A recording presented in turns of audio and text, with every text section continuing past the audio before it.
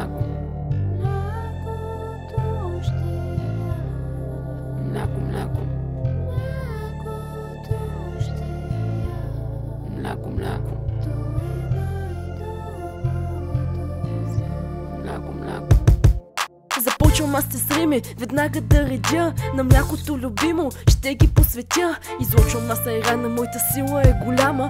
Пея за кагана в бяло, някой го не е схванал. За млякото говоря, за киселото мляко и няма какво да споря, то е много яко. Кофичка отварям, пее моята душа, строфите създавам аз за тези чудеса. Божествен аромат, нахлува в моята същност, честен благодат. Целувам тази плътност, чудна, вкусна и прелесна, обичам го с плам. Устните ми всеки ден го срещат то с каган. Дори да си провал, дори да си успял, на празно си живял, ако мляко не си ял. Като не видял, като полудял, когато аз умра, ковчега ми ще е бял. Млякото ще ям, млякото ще ям, млякото ще ям, то е най-доброто знам.